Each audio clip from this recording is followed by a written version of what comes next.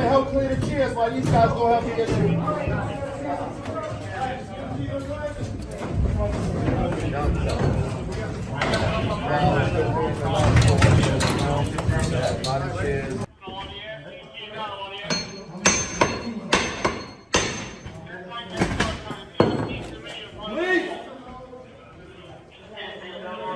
That was the tense moment police officers arrived at Columbia University in New York after university officials called for help. Columbia desperately requested help from officers after student protesters illegally took over the academic building, Hamilton Hall. Hundreds of officers were forced to swoop inside the Ivy League University at 9 p.m. after pro-Palestine rioters had barricaded themselves inside. This is the latest act of rebellion from Columbia protesters who have held anti-Israel demonstrations for the last few weeks, heavily disrupting classmates. What the student protesters are demanding is for, of course, an end to the Israel-Hamas war, but also for Columbia University to stop any investment in Israeli companies, declare shareholdings, and to cancel its Columbia Global Center in Tel Aviv.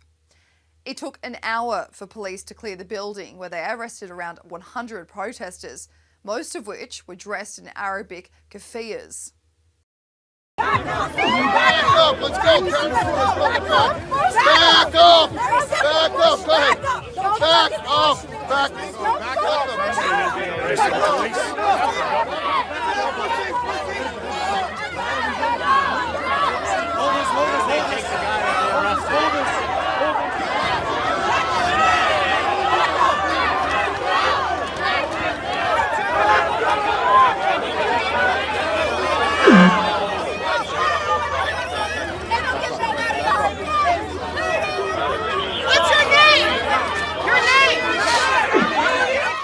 Various footage from the scene at Columbia showed how chaotic it had gotten.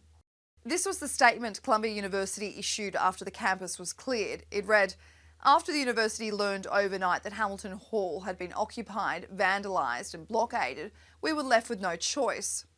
Columbia public safety personnel were forced out of the building and a member of our facilities team was threatened. We would not risk the safety of our community or the potential for further escalation." Outside the building on Columbia's south lawn saw protesters camped out for weeks, prompting officers to clear that area too. This is what the lawn had looked like the last few weeks.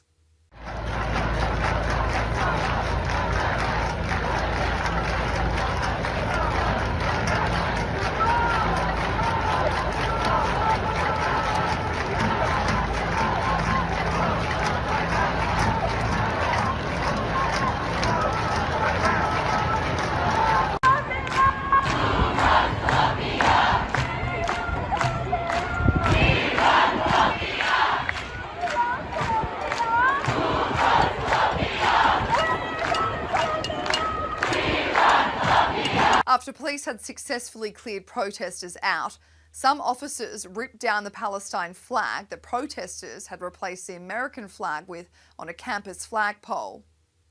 Before police had arrived to clear out all the demonstrations, Columbia officials had tried to deter the rioters away by shutting down all access to the campus. This was done as a way to get protesters to eventually become hungry and thirsty so they would move along. However, several videos went viral of people passing food and water through the gate to the Gaza encampment. Genocide! Colombia, you can't hide! You are funding genocide!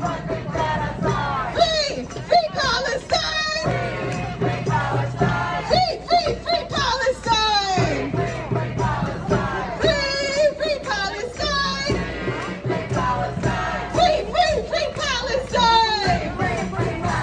Manisha Feet, what do you say?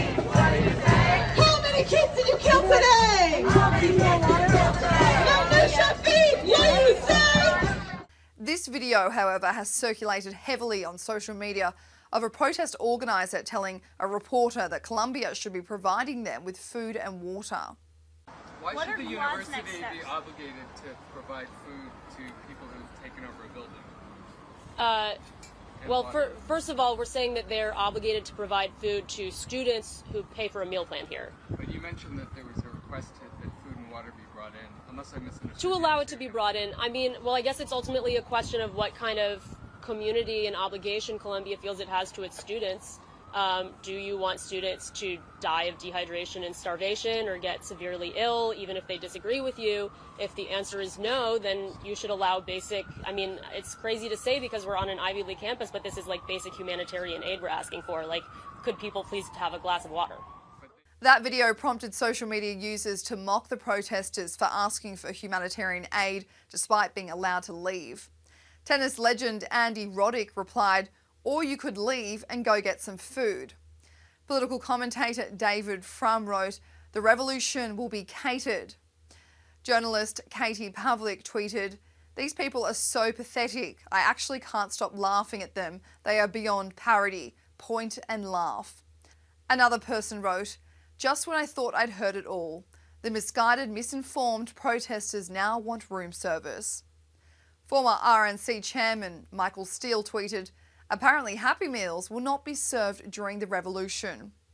Finally, from Republican Senator Josh Hawley, meet the Snowflake jihadists. Well, some critics of the protesters have argued that some of these demonstrators have no idea what they're even doing. Do you think the majority of these college students honestly know exactly what they're protesting for? The majority of these college students are here on a government loan. They are studying something unbelievably stupid. They are basically being bilked for money. They have no idea. It's the next cool thing to do. The average person, I think, at these protests is the kid that isn't cool or good looking enough to be invited to a house party.